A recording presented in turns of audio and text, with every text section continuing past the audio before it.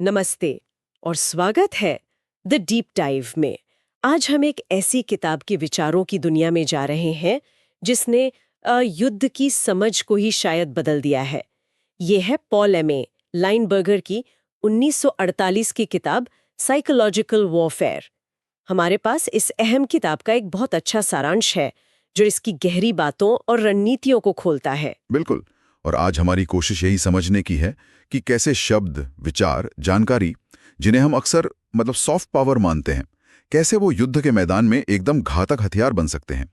लाइनबर्गर ने ये सब द्वितीय विश्व युद्ध के अपने अनुभवों से निचोड़ कर लिखा था।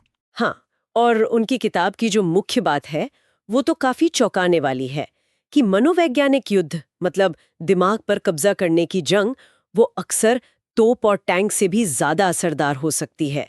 तो चलिए इस छिपे हुए हथियार की परतें खोलते हैं आज। देखिए, मनोवैज्ञानिक युद्ध की ये जो सोच है, ये अपने आप में काफी गहरी है। ये सिर्फ कोई फौजी चाल नहीं है। इसमें मानव मनोविज्ञान, समाज की सांस्कृतिक बनावट और कम्युनिकेशन यानी संचार के सिद्धांत, इन सब की गहरी समझ शामिल है। लाइनबर्गर खुद अमेरिकी सेना में कर्नल थे और पूर्वी एशिया मामलों के विशेषज्ञ भी। तो उनके जो प्रत्यक्ष अनुभव थे वही इस किताब की बुनियाद हैं। उन्होंने इसे बड़े सलीके से लिखा है। इतिहास से शुरू किया, फिर सिद्धांत समझाएं, फिर योजना और अमल पर बात की और आखिर में भविष्य पर भी नजर डाली। ठीक है, तो शुरू करते हैं एकदम बुनियादी सवाल से। आखिर ये मनोवैज्ञानिक युद्ध है क्या चीज?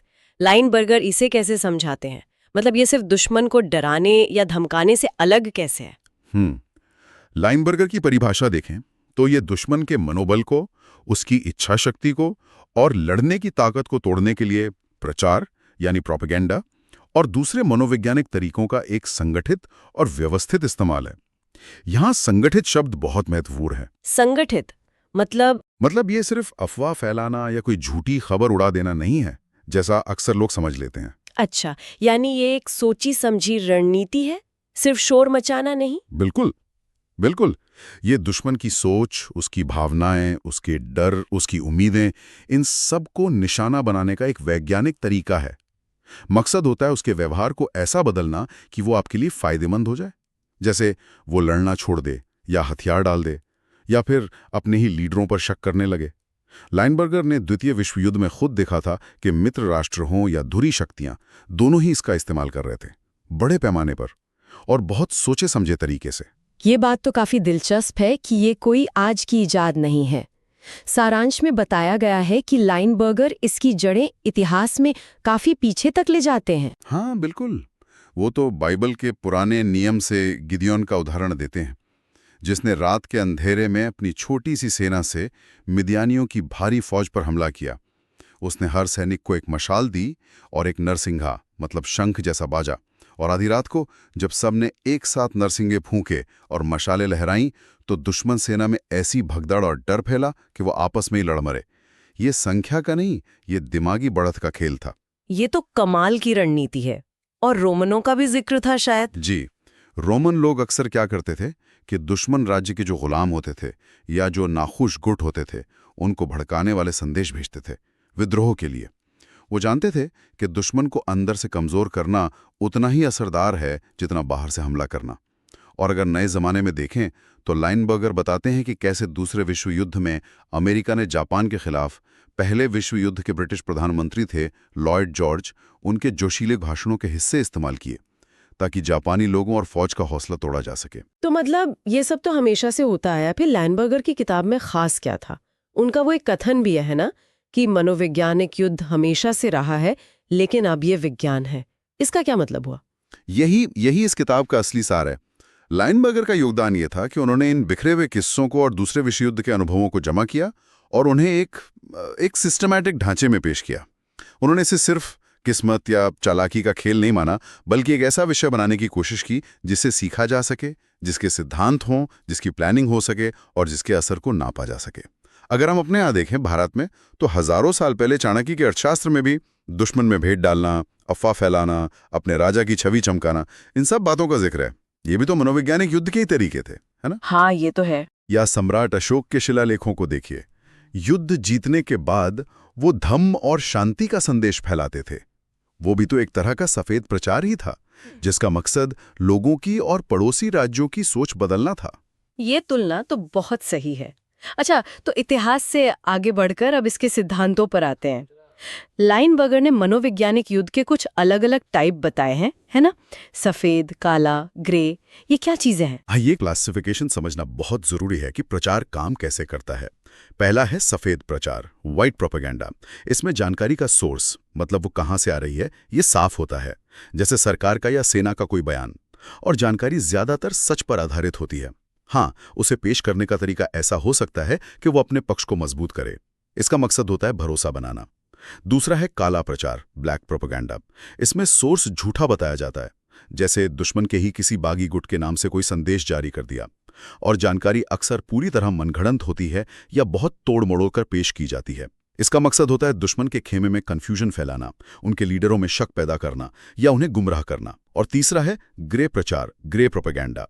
इसमें सोर्स या तो छुपाया जाता है या साफ नहीं होता, और जानकारी सही है या नहीं ये भी पक्का नहीं होता। इसका मकसद अक्सर शक पैदा करना होता है, माहौल को धुंधला करना या किसी मुद्दे पर लोगों को सोचने पर मजबूर करना, बिना सीधे जिम्मेदारी लिए। अच्छा, और इन अलग-अलग तरीकों का आखिरी मकसद क्या होता है?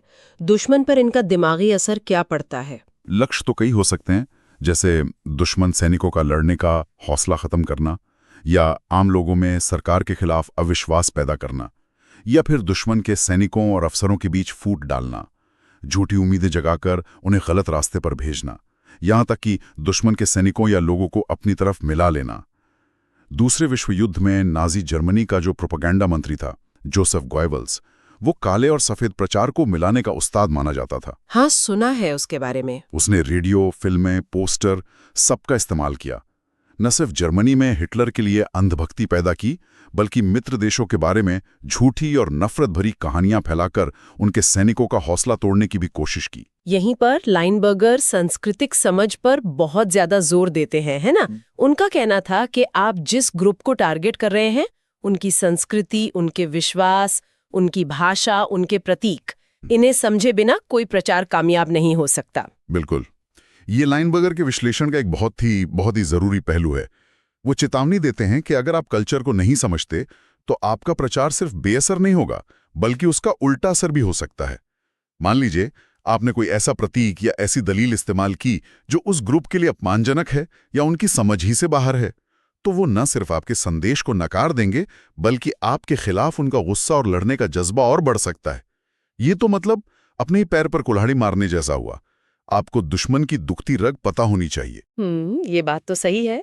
अगर हम भारतीय स्वतंत्रता संग्राम को ही देखें, तो अंग्रेजों भारत छोड़ो जैसा नारा, ये सीधे सीधे भारतीय लोगों की भावनाओं और इच्छाओं को छूता था। ये एक तरह का सफेद प्रचार था, स्रोत साफ था, कांग्रेस और गांधी जी। संदेश सीधा था और लक्ष्य था लोगों को एक करना। या फिर वो स्वदेशी का आंदोलन, वो आर्थिक रणनीति जो थी ही, साथ में एक ताकतवर मनोवैज्ञानिक हथियार भी था। ब्रिटिश सामानों का बहिष्कार करके आत्मसम्मान और राष्ट्रीय गौरव की भावना जगाता था। बिल्कुल सही कहा। ये नारे और आंदोलन इसीलिए कामयाब हुए क्योंकि वो भारतीय संस्कृति और उस वक्त की राजनीतिक चेतना से गहरे जुड़े थे। उन्होंने लोगों को एक पहचान दी, एक साझा मकसद दिया। चलिए अब बात करते हैं कि ये सब असल में किया कैसे जाता है। थियोरी तो ठीक है, लेकिन लाइनबर्गर इसके प्रैक्टिकल पहलू, मतलब योजना और संचालन के बारे में क्या बताते हैं? ये सिर्फ कागजी बातें तो नहीं है ना? नहीं, बिल्कुल नहीं। लाइनबर्गर इस पर काफी विस्तार से बताते हैं। वो कहते हैं कि मनोवैज्ञानिक युद्ध को कामयाबी से चलाने के लिए एक खास ऑर्गेनाइजेशन और ट्रेंड लोगों की जरूरत होती है। सिर्फ मिलिट्री कमांडर ये कहा नहीं कर सकते। आपको मनोवैज्ञानिक चाहिए, भाषा जानने वाले चाहिए, कलाकार, लेखक, प्रिंटिंग और रेडियो के टेक्नीशियन चाहिए। उन्होंने खास प्रचार इकाइयों की वकालत की जो सीधे मिलिट्री कमांड के साथ मिलकर काम करें। तरीके भी टारगेट ग्रुप के हिसाब से तय होते थे, जैसे दुश्मन के कब्जे वाले इलाके में आम लोगों के लिए हवाई जहाज से पर्चे गिराना या रेडियो पर खुफिया प्रसारण करना। ये आम था। दुश्मन सैनिकों का हौसला तोड़ने के लिए अलग तरह के संदेश होते थे। उन्हें घर परिवार की याद दिलाना, उनके नेताओं के बारे में शक पैदा करना, हथियार डालने पर अच्छे बर्ताव का वादा करना, वगैरह वगैरह। द्वितीय विश्व युद्ध में अमेरिका ने जापानी शहरों पर बम गिराने से पहले चेतावनी वाले पर्चे गिराए थे। ये भी इसी का हिस्सा था। इसका असर क्या होता होगा? हाँ, ये एक क्लासिक उदाहरण है। इन पर्चों के दो मकसद होते थे। एक तो आने वाले हमले की चेतावनी देकर लोगों में डर और अफरा तफरी फैलाना, जिससे सरकार पर दबाव बने। दूसरा, ये मित्र राष्ट्रों की एक मानवीय छवि भी बनाते थे कि देखो हम आम लोगों को मारना नहीं चाहते, इससे शायद उनका प्रतिरोध कमजोर हो। इसी तरह प्रशांत महासागर के द्वीपों पर जो जापानी सैनिक लड़ रहे थे, उनके लिए ऐसे पर्चे गिराए जाते थे जिनमें बताया जाता था कि उनकी हालत कितनी खराब है और हथियार डाल देना ही समझदारी है। लेकिन ये सब कहना आसान है, करना मुश्किल होता होगा। हाँ, बिल्कुल मुश्किल है। लाइनबर्गर रणनीति बनाने की जो कम्प्लेक्सिटी है, जो पेचीदगी है, उस पर बहुत जोर देते हैं। आपको बहुत सारे सवालों के जवाब चाहिए। आपका निशाना कौन है? पढ़े लिखे शहरी लोग हैं या अनपढ़ किसान? उनकी अभी की दिमागी हालत क्या है? थके हुए हैं, डरे हुए हैं या जोश में हैं? उन तक संदेश पहुंचाने का सबसे अच्छा तरीका क्या है? रेडियो, पर्चे, अफवाहें? संदेश क्या हो, और सबसे जरूरी, क्या वो संदेश भरोसे लायक लगेगा?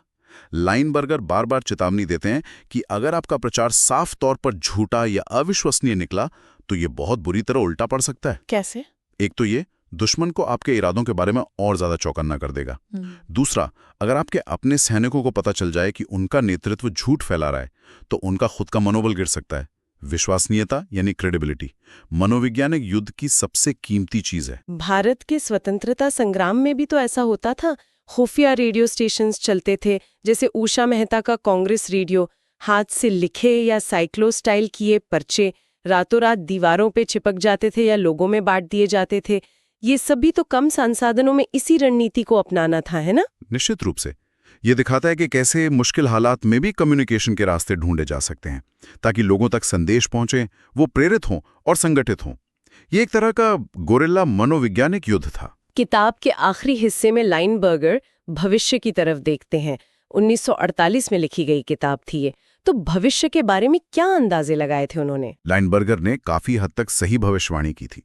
उन्होंने अंदाजा लगाया था कि आने वाले दशकों में खासकर अमेरिका और सोवियत संघ के बीच जो शीत युद्ध का दौर आएगा, उसमें प्रचार और मनोवैज्ञानिक चालें ये संघर्ष का एक मुख्य हिस्सा बन जाएंगी। ये सिर्फ लड़ाई के दौरान इस्तेमाल होने वाला हथियार नहीं रहेगा, बल्कि शांति के समय में भी लगातार चलता रहेगा। और हुआ भी बिल्कुल ऐसा ही। हाँ, ये तो सही है। दोनों सुपर पावर्स ने दुनिया भर में अपने विचारों और असर को फैलाने के लिए रेडियो प्रसारण जैसे voice of America, radio Moscow, सांस्कृतिक कार्यक्रम, जासूसी, खुफिया ऑपरेशन, इन सब का बड़े पैमाने पर इस्तेमाल किया। कोरिया युद्ध हो, वियतनाम युद्ध हो, क्यूबा मिसाइल संकट, इन सब में मनोवैज्ञानिक युद्ध का बहुत अहम रोल था। और सबसे ज्यादा चौंकाने वाली बात, उन्होंने साइबर प्रचार के उदय की भी भविष्यवाणी कर दी थी 1948 में। ये सोचना तो वाकई कमाल है। हाँ, ये दूरदर्शिता दिखाता है। वो समझ गए थे कि जैसे जैसे कम्युनिकेशन टेक्नोलॉजी बढ़ेगी, विचारों को फैलाने और दिमाग पर असर डालने के नए और ज्यादा ताकतवर तरीके सामने आएंगे। उन्होंने शायद आज के इंटरनेट और सोशल मीडिया की कल्पना ना की हो, लेकिन उन्होंने ये भांप लिया था कि भविष्य में इंफॉर्मेशन का फ्लो तेज और ज्यादा फैला हुआ होगा और इसका इस्तेमाल अच्छे और बुरे दोनों कामों के लिए होगा। आज हम जिसे इंफॉर्मेशन वॉरफेयर, साइबर प्रोपेगेंडा या डिसइंफॉर्मेशन कैंपेन कहते हैं, वो लाइनबर्गर के सिद्धांतों का ही मॉडर्न और टेक्निकली उन्नत रूप है। चुनावों को प्रभावित करने की कोशिशें, सोशल मीडिया पर बॉट्स और ट्रोल आर्मी का इस्तेमाल, फेक न्यूज का फैलना, ये सब उसी मनोवैज्ञानिक युद्ध के नए चेहरे हैं। पर क्या लाइनबर्गर ने इन सब के नैतिक पहलुओं पर भी कुछ कहा? क्योंकि ये सब सुनने में तो यही लगता है कि आप झूठ, धोखे और चालाकी का इस्तेमाल कर रहे हैं। क्या ये सही है? ये एक बहुत ही मुश्किल सवाल है और लाइनबर्गर इससे बचते नहीं हैं। उन्होंने माना कि मनोवैज्ञानिक युद्ध नैतिक रूप से एक ग्रे एरिया में काम करता है, लेकिन उनका तर्क ये था कि युद्ध खुद ही एक क्रूर हकीकत है और अगर मनोवैज्ञानिक तरीकों से दुश्मन को कम जाने गंवाए हराया जा सकता है तो ये पारंपरिक हथियारों के अंधाधुंध इस्तेमाल से शायद बेहतर हो सकता है। हालांकि उन्होंने इस बात पर भी जोर दिया कि सबसे असरदार प्रचार लंबे समय में वही होता है जो सच्चाई के करीब हो और भरोसे लायक हो। उनका मानना था कि बहुत क्रूर, अमानवीय या सरासर झूठा प्रचार आखिरकार उल्टा पड़ सकता है और इस्तेमाल करने वाले की ही इज्जत खराब कर सकता है। लेकिन हाँ, ये बहस आज भी है कि क्या युद्ध में नैतिक प्रचार जैसी कोई चीज मुमकिन है भी। आज के भारतीय संदर्भ में देखें तो सोशल मीडिया पर राजनीतिक दलों, अलग अलग समूहों या कभी-कभी विदेशी ताकतों द्वारा चलाए जाने वाले अभियान अक्सर इन्हीं तकनीकों का इस्तेमाल करते दिखते हैं, है ना? कभी किसी मुद्दे को हवा देने के लिए, कभी किसी की छवि बनाने या बिगाड़ने के लिए, कभी समाज में बंटवारा पैदा करने के लिए। बिल्कुल। आज ये लड़ाई हर स्मार्टफोन पर लड़ी जा रही है। हर नागरिक अनजाने में इसका निशाना भी बन सकता है और इसे फैलाने का जरिया भी। इसीलिए लाइनबर्गर के काम को समझना शायद आज पहले से भी ज्यादा जरूरी हो गया है, ताकि हम सूचना के इस शोर में सच और झूठ, जानकारी और प्रचार के बीच का फर्क समझ सकें। तो अगर हम इस पूरी चर्चा और किताब के मुख्य विचारों को समेटना चाहें, तो वो क्या होंगे? सुनने वालों के लिए मुख्य टेकअवे क्या है? मेरे ख्याल से कुछ खास बातें उभर कर आती हैं। पहली, शब्दों की ताकत। प्रचार सिर्फ बातें नहीं, ये हथियार हैं जो युद्ध का रुख बदल सकता है। विचारों की लड़ाई उतनी ही जरूरी है जितनी जमीन पर लड़ी जाने वाली लड़ाई। दूसरी, संस्कृति ही चाबी है। आप जिससे बात कर रहे हैं उसे समझे बिना आप उसे प्रभावित नहीं कर सकते। कल्चरल सेंसिटिविटी और समझ, ये असरदार कम्युनिकेशन की नींव है। तीसरी, भरोसा बहुत मायने रखता है। झूठ और धोखे से शायद कुछ वक्त के लिए फायदा हो जाए, लेकिन लंबे समय में सच और विश्वसनीयता ज्यादा ताकतवर साबित होते हैं। चौथी, नैतिकता का पेचीदा सवाल। मनोवैज्ञानिक युद्ध का इस्तेमाल कब, कैसे और किस हद तक जायज है, ये एक मुश्किल सवाल है जिसका कोई आसान जवाब नहीं है। और पांचवी, लगातार विकास। टेक्नोलॉजी बदलने के साथ इसके तरीके बदलते रहेंगे, लेकिन मूल सिद्धांत वही रहेंगे। डिजिटल युग ने इसे और ज्यादा फैलावा और मुश्किल बना दिया है। और जैसा कि आपने कहा, इसकी प्रासंगिकता सिर्फ सेना या खुफिया एजेंसियों तक ही सीमित नहीं है। बिल्कुल नहीं। ये सच है कि लाइनबर्गर की किताब ने अमेरिकी सेना की मनोवैज्ञानिक युद्ध इकाइयों, जिन्हें PSOPs कहते हैं, और शीत युद्ध के दौरान CIA के खुफिया कामों को काफी प्रभावित किया। लेकिन इसके सबक राजनीति, डिप्लोमेसी, पत्रकारिता, मार्केटिंग, यहां तक कि रोजमर्रा की बातचीत में भी लागू होते हैं। हाँ, इस पर यह इल्जाम भी लगा है कि यह किताब प्रचार को एक तरह की वैधता या सम्मानजनक जगह देती है। लेकिन फिर भी रणनीतिक संचार कैसे काम करता है, लोगों की राय कैसे बनती बिगड़ती है, और सूचना के इस युग में आलोचनात्मक सोच क्यों जरूरी है, इन सब को समझने के लिए इसका ऐतिहासिक और सैद्धांतिक अध्ययन बहुत जरूरी है। इस किताब को लिखने की प्रेरणा क्या थी? लाइनबर्गर ने प्रचार जैसे विषय को एक विज्ञान बनाने की कोशिश ही क्यों की? जैसा हमने शुरू में बात की थी, मुख्य प्रेरणा तो दूसरे विश्व युद्ध का अनुभव था। उन्होंने देखा कि कैसे दोनों पक्ष बड़े पैमाने पर प्रचार का इस्तेमाल कर रहे थे, और उन्हें लगा कि मित्र राष्ट्र, खासकर अमेरिका, इस मामले में नाजियों और जापानियों से शायद पीछे हैं या कम संगठित हैं।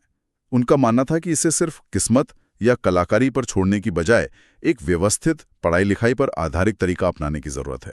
उनके सामने चुनौती थी प्रचार जैसी थोड़ी मायावी चीज को, जिसे अक्सर भावनाओं और चालाकी से जोड़ा जाता है, उसे एक लॉजिकल, विश्लेषणात्मक ढांचे में फिट करना। ये युद्ध की पारंपरिक समझ को चुनौती देता था, जहां सिर्फ ताकत ही मायने रखती थी। लाइनबर्गर दिखा रहे थे कि विचार भी उतने ही ताकतवर हथियार हो सकते हैं। तो इस पूरी गहरी बातचीत से हमारे श्रोता अपने साथ क्या ले जा सकते हैं? कुछ आखिरी विचार? मेरे ख्याल से सबसे जरूरी बात यह है कि हम सब सूचना के उपभोक्ता हैं, और इस नाते हमें ज्यादा जागरूक और आलोचनात्मक बनने की जरूरत है। लाइनबर्गर का काम हमें सिखाता है कि प्रचार के पीछे की कला और विज्ञान को समझें, ताकि हम पहचान सकें कि कौन सी जानकारी हमें सिर्फ बता रही है और कौन सी हमें किसी खास दिशा में धकेलने की कोशिश कर रही है।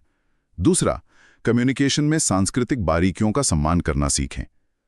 तीसरा, सूचना फैलाते वक्त अपनी नैतिक जिम्मेदारी को समझें। और चौथा, रणनीतिक रूप से सोचने की आदत डालें। कोई संदेश क्यों दिया जा रहा है, उसका असली मकसद क्या हो सकता है और उसका असर क्या होगा। बिल्कुल सही कहा। ये किताब सिर्फ इतिहास या मिलिट्री स्ट्रैटेजी के छात्रों के लिए नहीं है। मीडिया स्टडीज, राजनीति विज्ञान, मनोविज्ञान या कोई भी व्यक्ति जो आज की इस जटिल सूचनाओं भरी दुनिया को बेहतर समझना चाहता है, उसके लिए लाइनबर्गर के विचार आज भी काम के हैं। और शायद एक आखिरी सवाल सुनने वालों के लिए छोड़ जाते हैं जिस पर वो सोच सकें। आज के डिजिटल युग में जहां हर कोई कंटेंट बना रहा है, शेयर कर रहा है, क्या हम सब अनजाने में, जाने अनजाने, इस ग्लोबल मनोवैज्ञानिक युद्ध के पैदल सिपाही बन गए हैं? हमारी हर लाइक, हर शेयर, हर कमेंट इस बड़ी लड़ाई में क्या भूमिका निभा रही है? ये वाकई गंभीर और सोचने पर मजबूर करने वाला सवाल है। पॉल लाइनबर्गर का काम, जो 70 साल से भी ज्यादा पहले लिखा गया था, आज भी हमें आईना दिखाता है। और जो श्रोता इस विषय में और गहराई से जानना चाहें, उन्हें बता दें कि ये किताब क्योंकि काफी पुरानी है, ये शायद ऑनलाइन स्रोतों पर पब्लिक डोमेन में पढ़ने के लिए मिल सकती है। जी हाँ, इसे खोजना ज्यादा मुश्किल नहीं होना चाहिए। ये उन क्लासिक किताबों में से है जो वक्त के साथ अपनी अहमियत नहीं खोती।